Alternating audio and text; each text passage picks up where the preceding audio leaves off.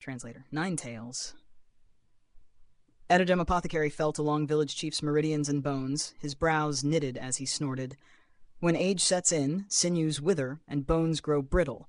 What more for you, who no longer even possess sinews and bones in full? Yet you insisted on parading your prowess. Are you satisfied now? Village chief's breath came in heavy gusts, rising and falling like a bellows. His wounds are graver than mine. In my lifetime, I have crossed blades with nearly every supreme expert of high heavens. How formidable you must be. Apothecary drove silver needles into his acupoints to seal the rampant injuries, shaking his head as he worked. And yet, was it not by a sword that your limbs were severed? When I handed the mantle of human emperor to Qin Mu, I already foresaw this day, when enemies would come seeking Mu'er. Village chief's gaze drifted afar, dim yet resolute. High heavens will never tolerate a human emperor's existence. I was aged and crippled, thus they paid me no heed. But the new human emperor, they will surely attempt to erase him. Star Sovereign Chao stands among the foremost powers of high heavens. I could only intercept him and force him to retreat. In this way, those of his stature will not descend upon Mu'er. They must abide by the rules. And should they attempt to circumvent them, I shall compel them back within their bounds. As Apothecary prescribed medicines, he asked flatly, "And when you die, will they still honor these rules?" Village chief fell silent for a long breath before a sudden smile curved his lips. A human emperor in life, a ghostly hero in death. My life may be extinguished, yet my will to fight shall endure eternally. It is likely time for you to take a stroll outside. Apothecary shuddered and waved him off. I am not going.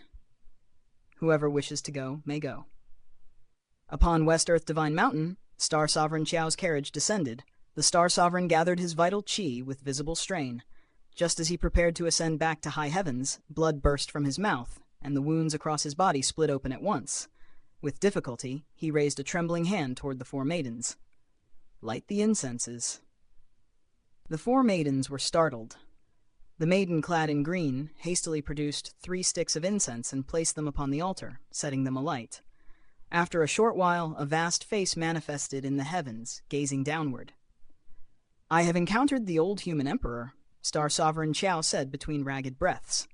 Though aged and maimed, he yet lives. His cultivation has surged tremendously. I was wounded by his hand. His intent is clear. Should the older generation seek the new human emperor, he will personally intervene. Yet he will not interfere if it is the younger generation. He yet lives? The face in the sky revealed astonishment. Its faint voice drifted like wind through the firmament. Star Sovereign, whom do you intend to dispatch from high heavens to eliminate the new human emperor? Young Master Xu Shenghua. The heavenly visage grew solemn. Is there truly a need to mobilize young Master Xu? Star Sovereign Chao inclined his head. The old one stands at death's door. The new human emperor is young and unseasoned. If we sever him now, we cut off our troubles forever. A beam of radiant light descended, enveloping Star Sovereign Chao and forming a luminous pathway through the void. The face above spoke. Young Master Xu may not be willing to leave his mountain retreat. You must inform him personally. Star Sovereign Chao turned to the four maidens. You, Qing, Yao, Jing, remain here. Bear my 4 treasures and aid young Master Xu in slaying the new human emperor. I shall return to high heavens. Young Master Xu will descend soon.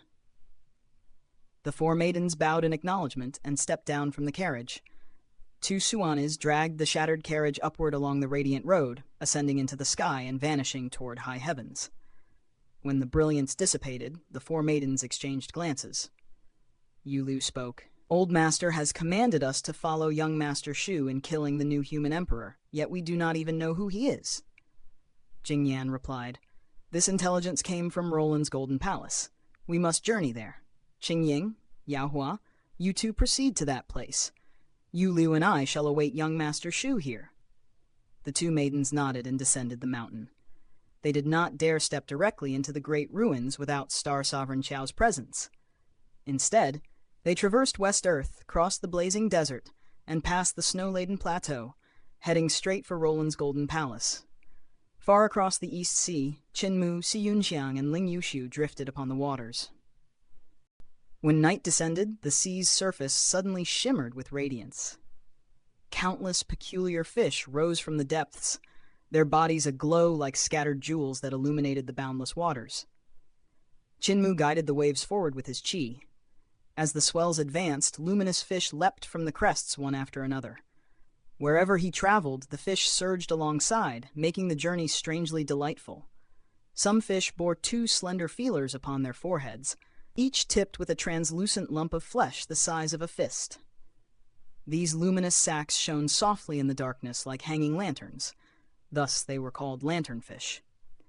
The lanternfish possessed fins shaped like wings. When they burst from the waves, they flapped their 4 fins and soared dozens of yards through the air before splashing back into the sea. At times, these curious fish swam beside the trio, floating near to light their path across the waters. Occasionally, enormous fish 3 to 6 yards long would approach as well, beating their fins and peering at them with inquisitive eyes. Si Yunxiang remained childlike at heart. When she noticed the larger landfish seemed possessed of intelligence, she delighted in teaching them speech, enunciating words one by one. To her surprise, several of the giant fish truly learned a sentence or two, uttering fragments of human language. As they journeyed onward, they entered the domain of a sea tribe. Numerous maidens rose from the waters, their tails swaying gracefully as they circled the waves, singing a melodious love song. The song told of 2 maidens enamored of the same youth, recounting their tangled emotions and subtle moods. A few giant clams and conches, having cultivated into spirits, clapped their shells rhythmically to accompany the melody. Ling Yuxiu and Si Yunxiang grew shy upon hearing the sea maiden's song. They stole glances at the young man beside them and felt an inexplicable flicker of irritation. They soon discovered Chinmu was not hurrying forward with full concentration. Yet neither was he listening to the enchanting song. His gaze was distant, his mind withdrawn. He was immersed in comprehending his own path. They did not know what he sought to grasp. Though a faint smile lingered on his lips, his heart was not fixed upon the wondrous scenery before him, nor upon the 2 girls at his side. Throughout the journey, Chinmu had been contemplating the unity technique of the 6 directions realm. In the past few days, he had reached a crucial juncture. This scoundrel deserved solitude for the rest of his life. The 2 girls fumed inwardly. Dao Master had permitted Chinmu 14 days to study Dao Sword, and the gains had been substantial. Though Dao Sword consisted of sword techniques, its mathematical principles and sword reasoning seemed capable of integrating into countless arts, making it profoundly worthy of study. An hour later, Chinmu's vital qi gradually waned, and the waves he propelled slowed, shrinking in size. Ling Yuxiu immediately took over, casting a spell to summon a water dragon that bore the 3 forward. Chinmu relaxed upon the dragon's back, allowing Ling Yuxiu to guide him. The 6 directions divine treasure represented a vast elevation for cultivators. Whether spells, sword arts, or combat techniques, all would ascend to the realm of divine arts, their power multiplied several-fold. At this stage, techniques must link the spirit embryo, the 5 elements, and the 6 directions divine treasure, mobilizing the energies of these 3 great treasures in unison. Chinmu's Overlord Body 3 elixir technique provided the cultivation method, but lacked techniques. Woodcutter's teachings offered techniques, yet lacked a comprehensive path. The great educational Heavenly Devil scriptures encompassed myriad arts, but lacked unity. Yet combined, they formed a complete body. Still, Chinmu sought more. He wished to incorporate the transformations of 9 Dragons Monarch technique, the stability of Rulai's Mahayana Sutra, and the mathematical profundities of Dao Sword into his own cultivation. 9 Dragons Monarch technique excelled in transformation. Emperor Yanfeng had personally imparted and guided him in this art. Though his time cultivating it had been brief, he had already grasped its essence.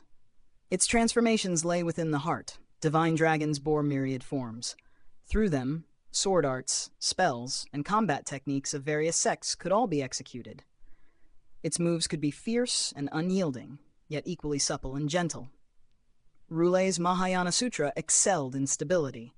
Though old Rulai had not personally instructed him, he had permitted Chinmu to enter the heavens cloisters for comprehension. Having traversed all 20 cloisters, Chinmu had mastered the sutra. Within Rulai's Mahayana Sutra were 20 heavens. The blessings of gods and devils therein rendered one incomparably steadfast, unmoving as Mount Meru. Dao's sword excelled in algebra, using mathematical reasonings to elucidate the nature of heaven, earth, and the great Dao. By the 14th sword, it verged upon Dao itself. If these three supreme arts could be comprehensively studied and unified with unity technique, melding their strengths into one, Qin would surely advance by leaps and bounds. Yet for days he had devoted his mind to this endeavor, reaping scant results. Each technique was a pinnacle art, all-encompassing and perfected, the ultimate legacy of sacred grounds. If they could truly be merged, would it not yield the foremost technique beneath heaven? I have grown greedy. Qin suddenly realized he was grappling with an insoluble riddle. These techniques were already perfected. To merge them exceeded his present understanding. If so, why entangle himself so? What I seek are the principles within these arts. If so, why must I merge the techniques themselves? Would it not be simpler to fuse their reasonings? Amid the sea's enchanting nightscape, enlightenment struck him. His heart grew light, and the sea and the maidens beside him seemed all the more beautiful. Merging techniques lay beyond him and would mean forsaking the root for the branches. Uniting reasonings instead was far simpler. With this realization, he ceased clinging stubbornly to his path and allowed himself to cultivate in harmony with nature. After crossing the sea tribe's territory, the waters grew tranquil. A massive turtle surfaced, offering to carry them onward. This turtle possessed cultivation attainments and floated like a small island upon the sea. As it swam westward, it sought guidance on difficulties encountered in its practice.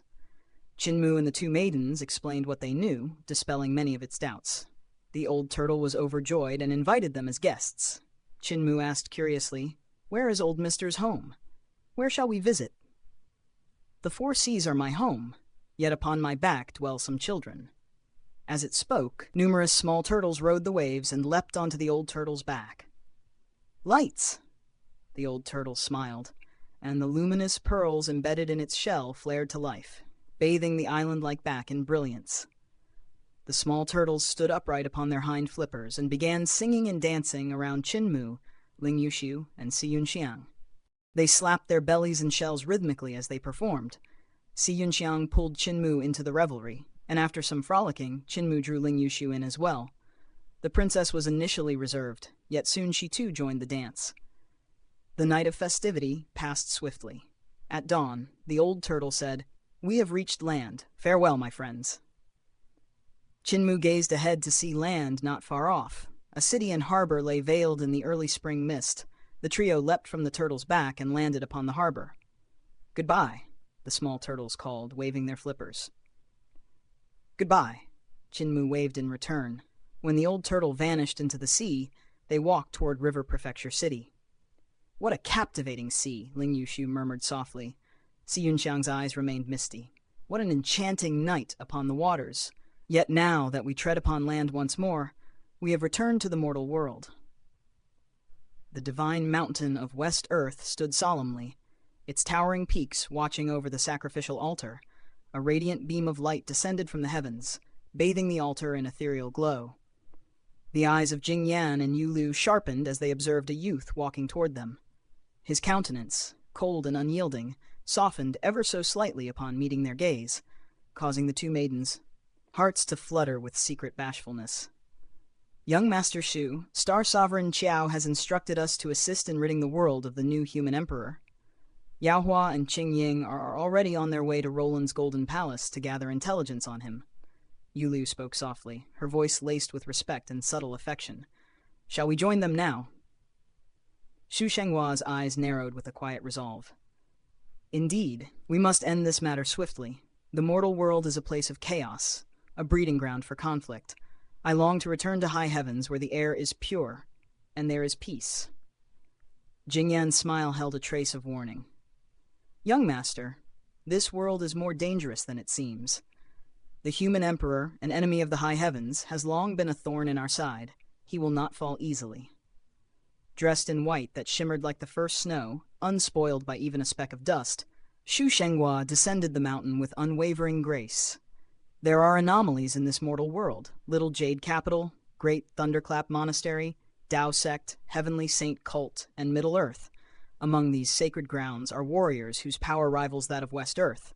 I shall not underestimate them, nor the human emperor, though my heart yearns to return." The two maidens, silent but resolute, quickly fell into step beside him.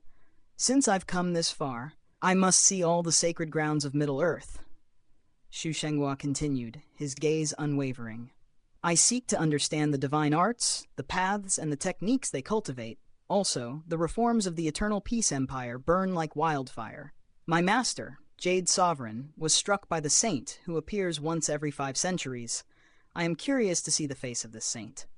The two girls exchanged a glance, unease flickering in their eyes. In River Prefecture City, an official hurriedly reported, "Upon learning that Cult Master Qin is unharmed, His Highness departed for another prefecture."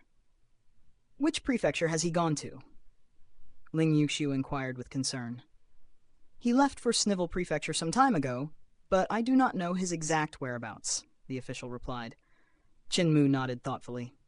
"I'll send a disciple to track his movements. We'll know his location soon enough." After a brief respite in River Prefecture, replenishing their strength with food, the news came. "His Highness has reached Bent Prefecture," reported a messenger from the Heavenly Devil Cult. Qin Mu studied the map of eternal peace. "In that case, the Crown Prince's next stop should be Peaceful Prefecture. He's moving quickly." Ling Yushu had already ventured south, reaching River Tomb before making his way west along the Gold River. His journey was likely to manage the irrigation works along the way. While lacking the boldness of Emperor Yanfeng, he was diligent and thorough in his work, earning the Emperor's trust. With Fan Yunxiao's assistance, Ling Yushu's progress was unmatched. By the time Qin Mu and the two girls caught up, Ling Yushu had long passed Peaceful Prefecture and arrived at Mill Prefecture in the west. When they arrived, Ling Yushu's heart clenched as she saw her brother. His face was drawn with exhaustion, his once strong frame now gaunt. Her eyes welled with tears. "Did Beast Qin harm you?" Ling Yushu asked in a hushed tone. Ling Yushu flushed with embarrassment and anger. "Brother, what are you saying? Saintess Xiang was with me." Ling Yushu chuckled awkwardly. "I only worry about your safety, that's all. Beast Qin." He trailed off, then added, "Don't be so harsh with me, sister. You protect him so fiercely." Ling Yushu glared at him. "He is the sacred cult master of Heavenly Devil Cult. And you only took the Crown Prince position after he killed your predecessor. Be careful, or he might take offense to your words and dispose of you, leaving me to rule." Ling Yushu scowled. "You're defending a man who hasn't even claimed you yet and scolding your own brother. Fine, I'll leave it at that. But we're near Great Thunderclap Monastery. I've sent orders to reclaim the land there for the Empire. The monks have been begging me for it." Ling Yushu's eyes flickered. "They are asking for their land back?" Ling Yushu nodded.